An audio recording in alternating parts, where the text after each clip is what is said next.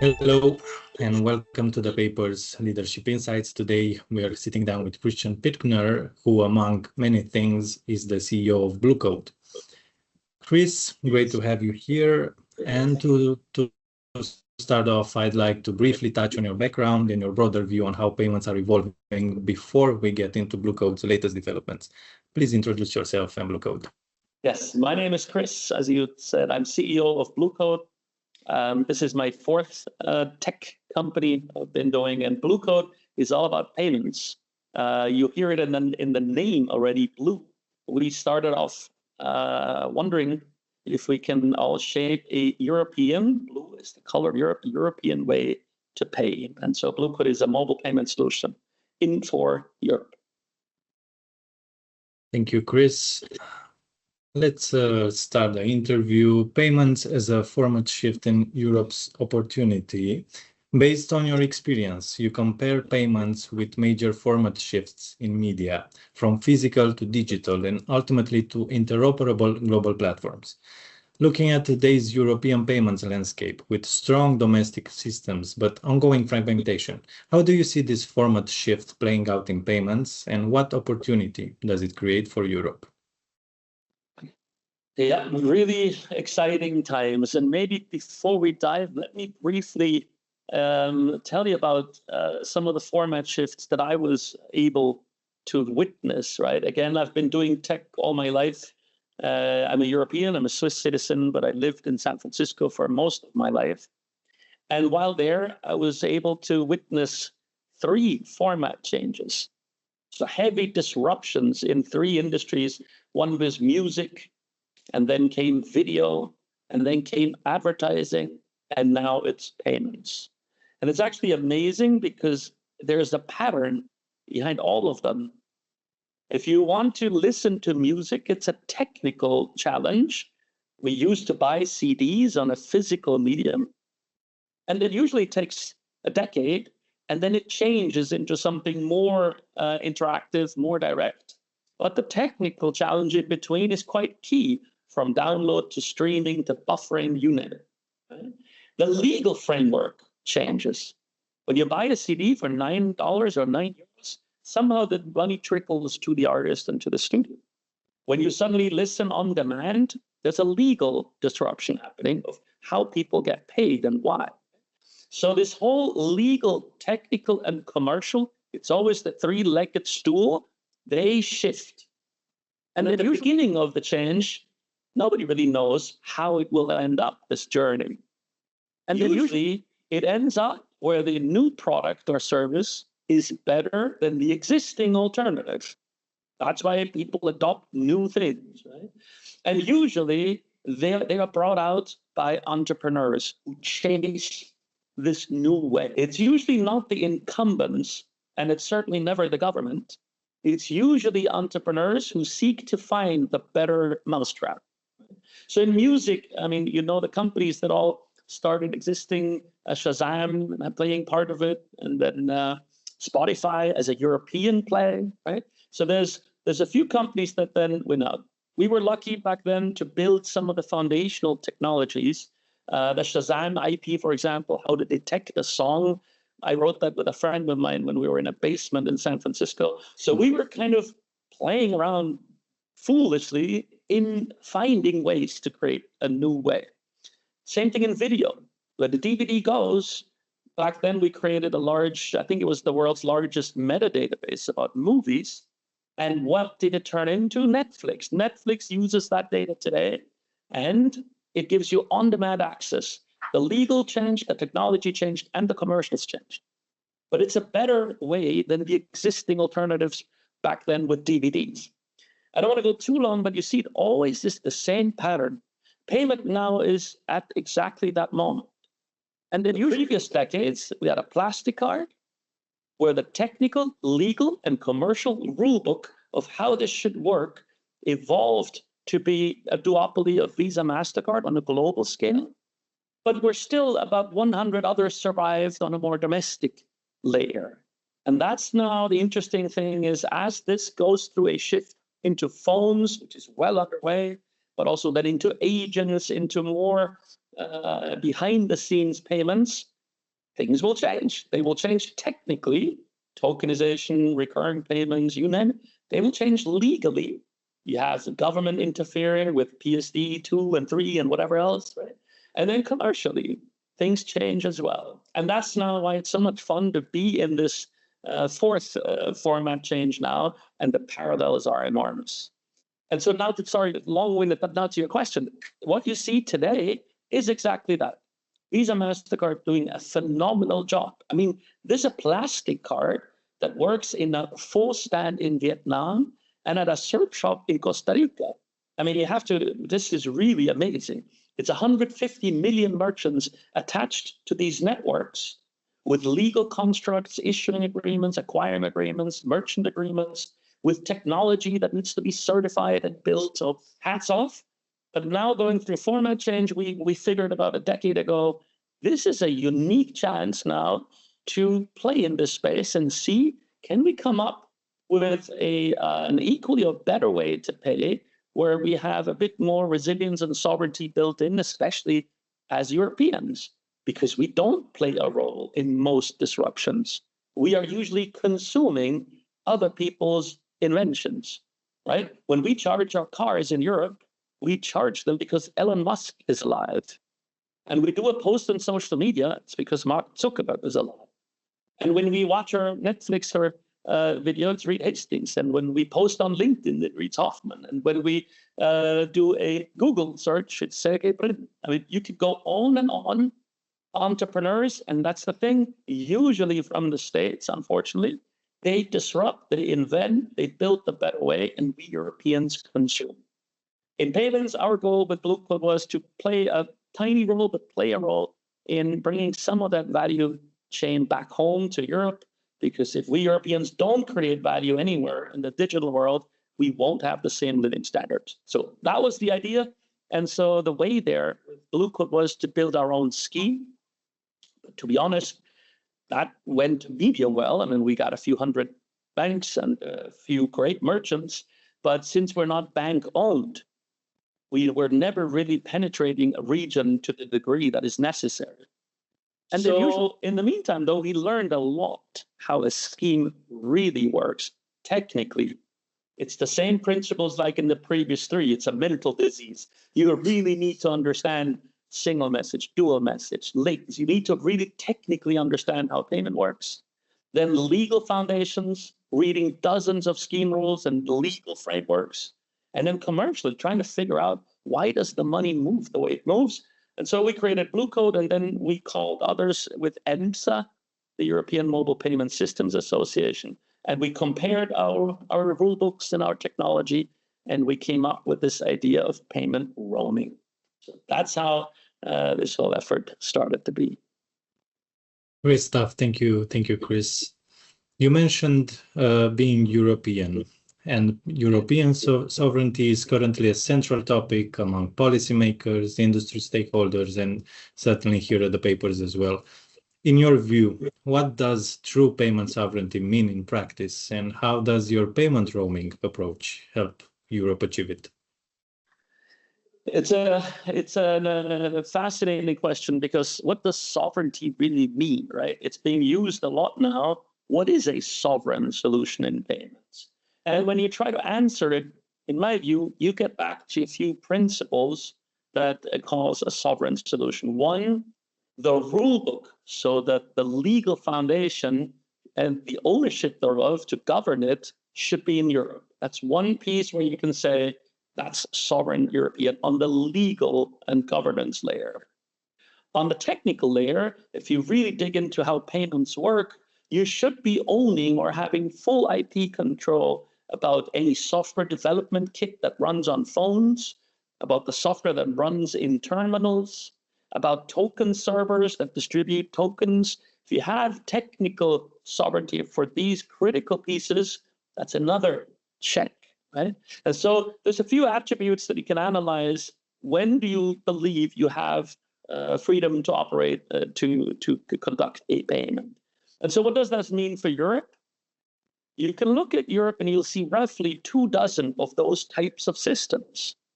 So very local. Go to Germany and you see a Giro card. I mean, 80 million plus people carry this card daily now for decades, and it works flawlessly. But it doesn't work in Austria. Take Carte Bancaire, the same for France. Take Bancomat in Italy. Or take the new alternative payment methods, Blick in Poland, and Bizum in Spain, and Ambiway in Portugal. So you have roughly 20 plus minus of those local networks, most of which would carry the sovereign label because they have the ownership and the governance and the technology back home in Europe. Now, what does the answer now to European sovereignty? There's only two ways. One, you argue, let's start from scratch and create one solution covering Europe. That's an attempt that EPI, when they started, was the idea. That's also the attempt of our colleagues in Brussels and Frankfurt, in the central bank and the politicians, saying, let's stand up a new grid from A to B, and that carries the attributes, and that gives us sovereignty. The other choice is to look at the assets that we have in Europe and to argue, let's not start from scratch, because building a payment network takes roughly a decade, no matter if you have the force of the law behind you. It takes a long time to stand up a network from the checking account of a user to the cashier at 100 or 30 million merchants. That takes a long time. So therefore, the other alternative is to say, let's see what we got. Let's see if it's sovereign. And if it is, let's connect seamlessly these solutions. And the analogy is exactly what we Europeans did with SIM card roaming. SIM card roaming means you have your carrier at home. Let's say you're German and you have a T-Mobile SIM card in your phone. And when you travel to Milano, you get a push message saying, welcome to Italy. You're now roaming in the Vodafone Italia network. You as a user of the phone, legally, technically, commercially, are still a T-Mobile customer in Germany. You've never signed up for Vodafone. You're not a Vodafone. You never did terms and conditions with Vodafone. But you can seamlessly use your T-Mobile SIM card in Italy to do a phone call, SMS, or data. Why? Because we agreed on a technical framework to send each other these packets called GSM. We agreed on a legal framework, what this may cost or not cost commercially. That was done in the parliament, right? With the spirit, every European should have the right to use their domestic SIM card all over Europe without any surcharge. So there was some legal disruption happening to make seamless roaming work. And I would argue that moment has come for payment. We have enough assets, enough network. Let's connect them. That's why we founded EMSA about 4 or 5 years ago. Bluecode was a founding member. I was humbled to be chairman for many, many years to set up exactly this structure. The technical standards of how schemes connect, the legal frameworks of how do we guarantee each other, right, when between different systems, and how do we pay each other to make it seamless. And so that's how we set it up. In my view, that is the more pragmatic, faster, cheaper way to go that's driven by the private sector. But I can still understand Brussels saying, this hasn't happened yet. We will now start from scratch with the force of the law. But I believe there is a public-private opportunity. The next 6 months will show us if we pull that off. Great, thank you. From a more strategic perspective, you recently partnered with Discover Network. How does this partnership unlock what could be achieved through it, through domestic payment rails alone? What does it mean in practice for banks, merchants, and end users in terms of acceptance and cross-border usability? Yeah, we actually did. We did announce 2 partnerships, one of them now being the Discover Networks. Now you could immediately wonder, Chris is talking about Europe and about sovereignty, and then comes an announcement with an American payment network. I'll explain the backdrop to this. When we founded EMSA 4 years ago, we created the technical standards to send packets between schemes. You see it live today with the Europa peer-to-peer partnership. There are Europa members who use our platform to do this interoperability. So when an Italian types in a Spanish phone number, it goes through the interoperability bridge that we have built. And but folks can also connect bilaterally with each other. There could be multiple hubs. So that technology we helped put forth. But we then wanted to go live with it many years ago. It wasn't that easy to go live with our European colleagues. So we reached out on a global scale to see if global roaming is equally possible. And so one of the partners that was very receptive are the colleagues from Chicago at Discover Networks. Why is this an interesting one? Because it has a very federated approach already. Discover powers, for example, the RuPay network in India, giving India quite a bit of technical and legal sovereignty about RuPay, or ELO in Brazil, or Troy in Turkey. So the approach that we are now doing with Discover is when you double-click your European phone and you have Bluecode on your app, right? You can now tap a card onto a terminal as long as it accepts any of the Discover Networks brands. So technically, it dresses up as if it was a diner's card. It is not. It is a European-issued Bluecode product with SDK, token service, governance being in Europe.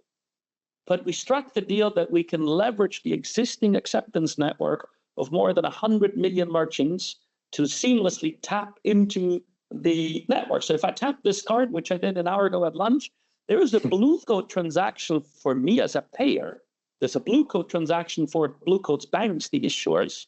But yes, it triggers a Discover or RuPay or Troy transaction on the other side. Why did we do this?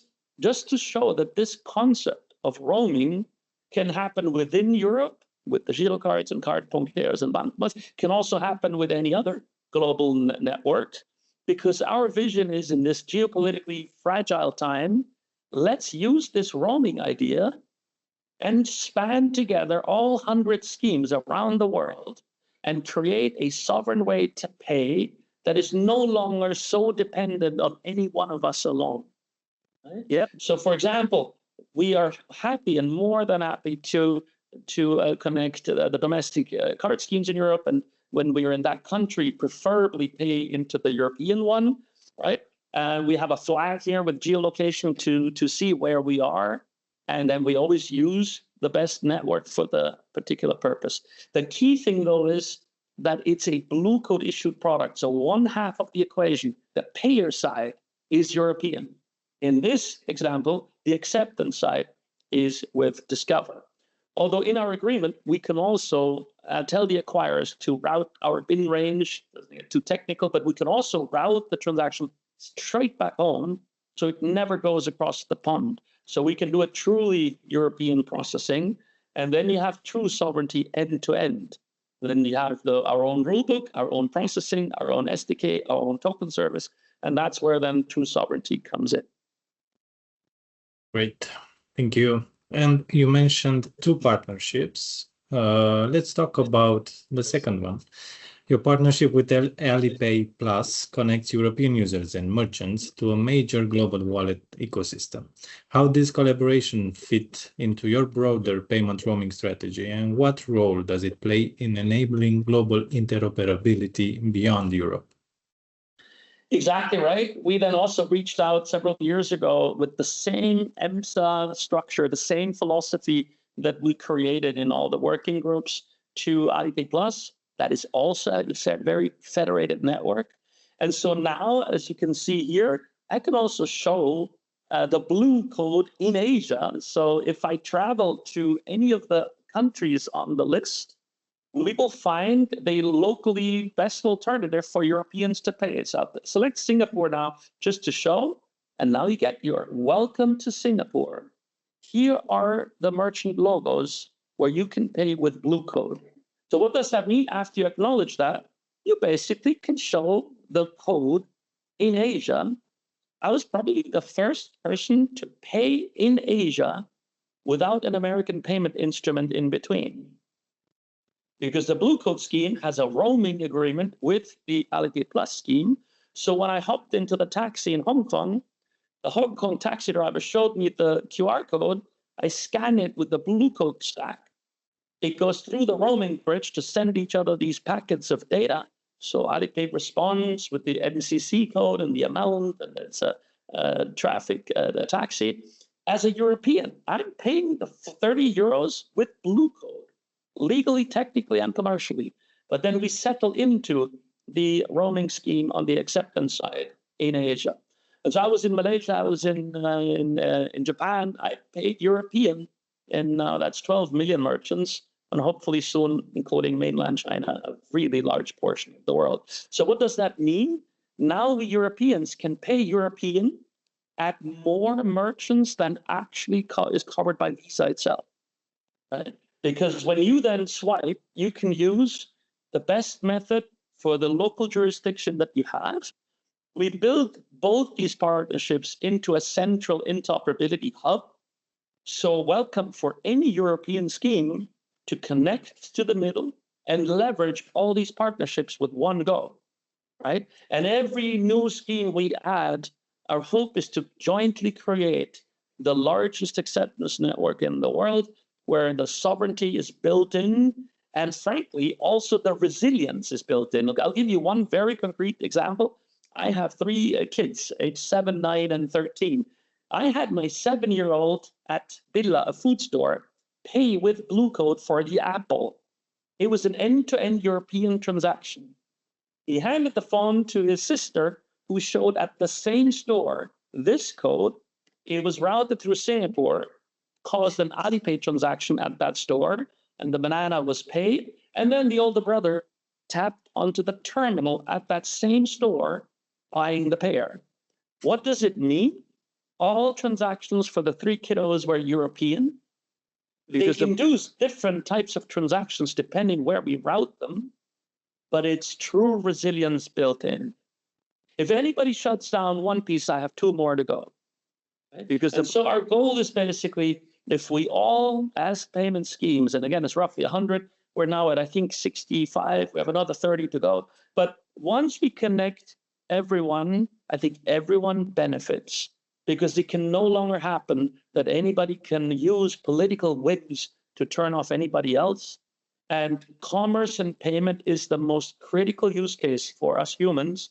We have a wealthy society because we agreed to divide our labor, right? The baker is the baker and the shoemaker is the shoemaker, but they can pay each other so that both can prosper. And if we make sure that payment use case is not hijacked by anyone, that the payment use case is really resilient and with sovereign rules and rails, my lofty idea is then everybody's help, not just Europe, but I think on a more global scale. Thank you, Chris. Moving on to the last question. With NFC, QR, and barcode acceptance all combined with multiple international network connections, Bluecode is building a multi-layer interoperability infrastructure. What are the key signals that will indicate payment roaming is able to reach mass adoption, and what are your goals for the next few years? It will be a really exciting next 6 to 12 months, frankly, because the structure is built, the product is live in production, working around the world. So to me as an entrepreneur, this is no longer a question how to do it. It was a question 4 years ago when we built just the APIs. But I mean, APIs are APIs. Now you need to convince others to use the legal and technology and commercial framework along with it. So we have passed that. Only last week we did announce and put live. So, but I'm playing with it all day long now for my own person. Where do we want to go with this? I can't really tell you. We want to be helpful in actually in Europe, finally creating something fast. Time is ticking beyond words. We have been doing first interoperability transactions 3 years ago. And why did it take so long? The last 3 years, you saw many players saying that interoperability is not the solution. 5 years ago, nobody felt sovereignty is necessary. So first, it took years to get into the grip that payment sovereignty is absolutely essential. Once that was done, you had a few years of Europeans saying, let's start from scratch. So only when we founded EMSA and we developed the technology, my team was chairing all working groups. We were doing this full steam with about 20 of my people to come up with this entire framework. but in great collaboration with our other EMSA colleagues who gave great feedback on their own systems to analyze how to pull it off. So, but after that's done, now since last March, we have some semblance in Europe that the idea we created and what we've built is now the key to pull it off. So now comes the final phase. Will we Europeans actually collaborate and pull this off? We can turn on any scheme literally within weeks. We have done 60 now, but all of them are around the world. I can pay with Bluecode in Nepal, but I can't pay in Paris. This is really not the way this should be. So our goal would be, if you ask me so kindly, I wish I had a magic wand and my European fellows card or QR code schemes, we would quickly attach to the central hub everyone. We would share that hub with everyone, so it's not a single point of failure ever. And then to quickly show that we can actually do this. And then maybe a second wish, I do spend some time in Brussels. I can totally understand why Mr. Navarrete and Nikos Papandreou and why also the ECB say, look, we're not seeing it coming from the private sector. We have to act now. I can see that. Just the problem that I sense is if we don't work together, there is a danger that we create another network, right? Another platform with the digital euro, 2,000 integrations on the issuing side, 1,000 integrations and certifications on the acquiring side, 20 million firmware upgrades with level 2, level 3, and reverse. I mean, this is a decade, even if you have the force of the law. And so my hope and wish, if I had one last one, is it only takes a handful of people. We can very easily create a world where every European payment scheme is interoperable within 6 to 12 months. That is not a pipe dream. We've done this. If we're allowed to pull it through, we can do this. Once the European schemes are interoperable, it is not every European, except Visa or MasterCard, to pick one of the 20 Europeans. It's a free market. It's pricing the free market. Go. Pick the cheapest, pick the best, pick one. But you have to pick one European solution. And now with step 1 and step 2, mandatory interoperability and full acceptance, you're done. You have a super resilient grid in Europe.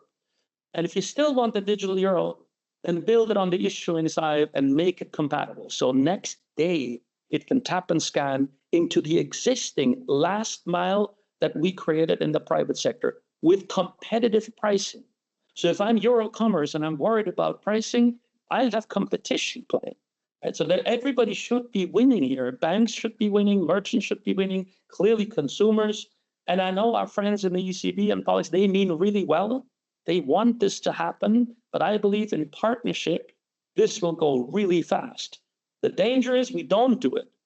And now we create 2 tracks talking about interoperability without, in my view, truly understanding how this works and what it means. And then there's a danger we crowd each other out. The banks somehow block the one from the public sector, then the public sector with all its power forces the domestic solutions to retreat. And suddenly we have a world where nothing really works well, because to my belief, good solutions come mostly from the private sector and entrepreneurs, less so from any government entity, and not because they're worse, that's not their job. So that's going to be exciting. The next 6 to 12 months will tell, but happy to say it's all there. The solutions are there, it's live. There's nothing we need to discuss. Now we just need to connect. Thank you, Chris. A lot of great insights. I'm sure our audience will greatly benefit from it. Thank you for taking the time to do this interview, and thank you to our audience for hearing Chris' perspective on Europe, on payment sovereignty. Moving on, I invite you all to subscribe to our YouTube and to our website, thepaypers.com. And thank you again, Chris. Until next time. Thanks, Montflair. Have a good one.